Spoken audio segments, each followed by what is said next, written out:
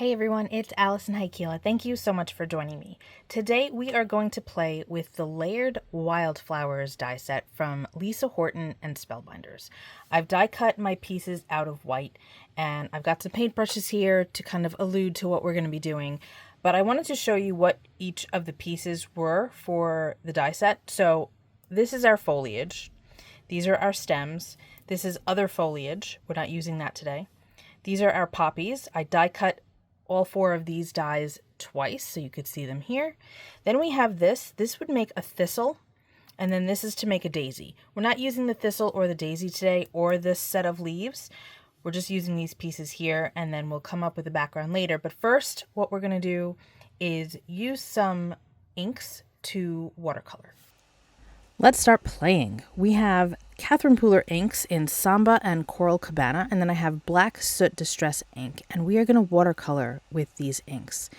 I'm going to take that Samba and press it down onto my glass mat, same with the Coral Cabana, and I'm using way too much ink. Guys, you don't need this much ink. This is the first time I'm watercoloring with Catherine Pooler inks, and I just forgot how juicy they were, so don't add that much because it's just unnecessary. I'm going to start using the back set of petals with the Samba ink because it's darker. And then I'm going to use the Coral Cabana with the top layer. Now, there's only 2 layers to this flower aside from the centers, so it's really easy to work with. And you'll have no problem putting all of these pieces together because there's just not a lot here. So I'm going for a very painterly look on these pieces, all of them. I don't want the color to be very solid. If I wanted it to be very solid, then I would just use colored cardstock. But I want there to be a variation in color. I want it to be kind of imperfect looking. I want it to look as though I painted it, which is what we're doing. So I did the back pieces first, and now I'm going in with the Coral Cabana on the top layer.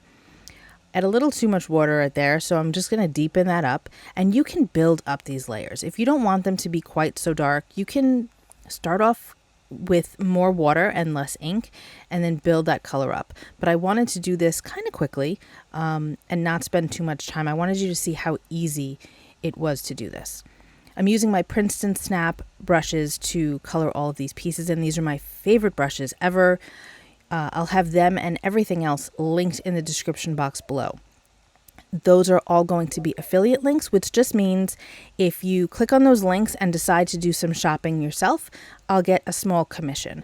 And that is really one of the greatest ways to help any of your favorite creators, because I tell you, some of this stuff gets expensive. If you watched my last video and you saw my light flickering at the end, oh my gosh. I needed to get a new bulb, and that was $24 that I wasn't planning on spending, but I needed my bulb. So those commissions really help. So if you want to help out your favorite creators, liking videos, sharing videos, leaving comments, things like that, and if you want to take it to the next level, using their affiliate links is super helpful and kind, and it doesn't cost you anything more than whatever you're shopping. Okay, so we're doing the foliage and the stems. I started with Twisted Citron, and you're going to see me bring in Rustic Wilderness shortly. I'm using the 1/4 inch angled shader now. I just got this one. It's the first time I'm using it. I love angled shaders. They're probably my favorite type of brush to work with. I've got one on my arm, you guys. I've got a tattoo of a shader brush on my arm. I love them. So anyway, I'm doing the foliage now. And again, water, ink, splotchy goodness. You could have just done some ink smushing and then taking your pieces and smush it into the ink directly without a brush. But I really just didn't want to. These pieces are really delicate. I was in the mood to use a brush, but that is another option if you want to. So now I'm going to come in with the Rustic Wilderness, and I'm going to wind up switching brushes because that chisel tip is going to give me a look that I don't like. See right there on that foliage? I don't like that. So I went in with my round and I blended it out, and I went back to just kind of dipping into the color and kind of not blobbing it because it's thin, but like just kissing the top of the leaves with my brush and just getting a variation of color throughout. I'm going to wind up forgetting to use my leaves while I'm filming this video, but you'll see at the end when I have my photos that I did wind up adding a leaf to the poppies. So sorry about that. I just forgot to add them. I'm keeping this painting really very simple and basic. You could add a ton of layers to this if you want to. I just didn't want to. But if you want to see somebody that does, Dawn from W+9, oh my gosh. What she does with this type of technique is astounding. You should definitely check her out. I'll try to remember to link her in the description box below. But my gosh, she is amazing at doing this type of technique.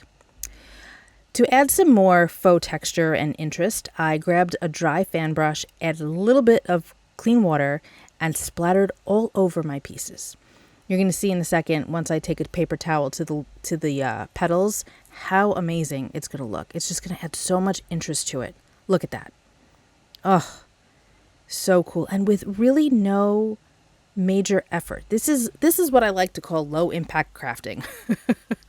I'm not putting a lot of effort as far as muscular or with my joints or anything like that, but I'm getting these really vibrant, cool looks. I'm doing a teeny bit of ink blending with my Waffle Flower Shader 1 Plus brushes just to add a little bit more depth to those floral centers. And then I'm going to do it in the middle of those petals as well. Again, just to create some more depth.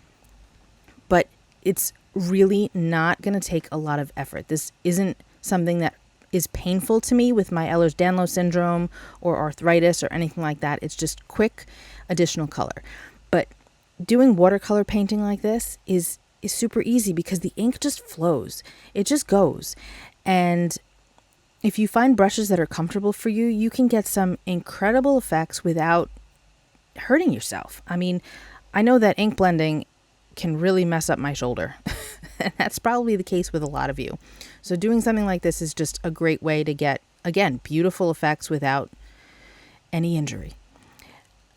So I'm adding a little bit of Rustic Wilderness to the leaves.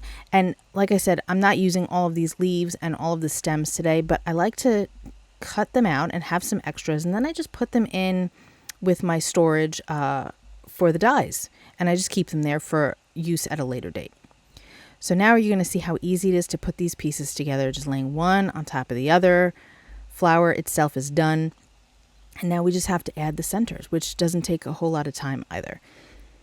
Just a little glue, put that oval in there, and then you're going to add the top piece of the center. And once we lay this into the flower, you're going to just realize how amazing and well thought out these dies are. Because right now it looks good, but it's going to look even better once this is all done.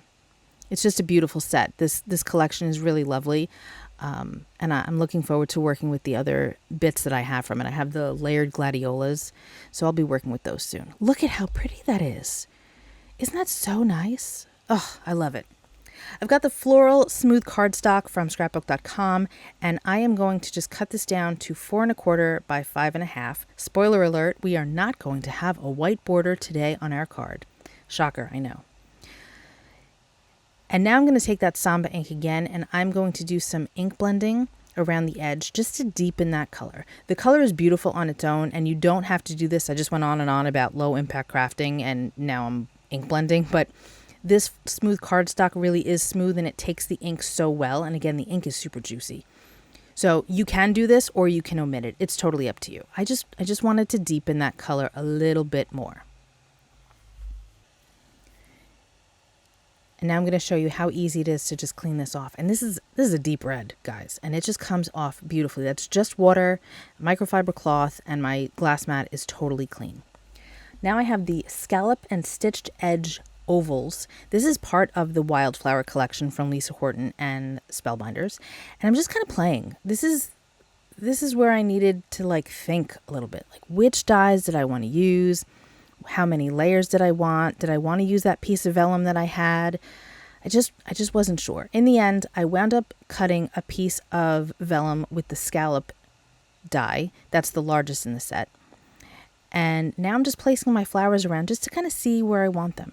Take some time to do this. It's not going to happen immediately unless you've got an idea already in your head.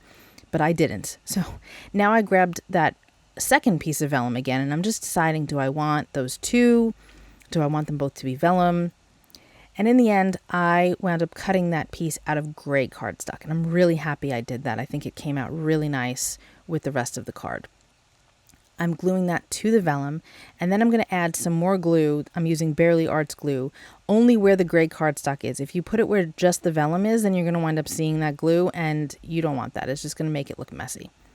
So I'm going to adhere that down, and then I'm going to start playing with my flowers and deciding where they're going to go.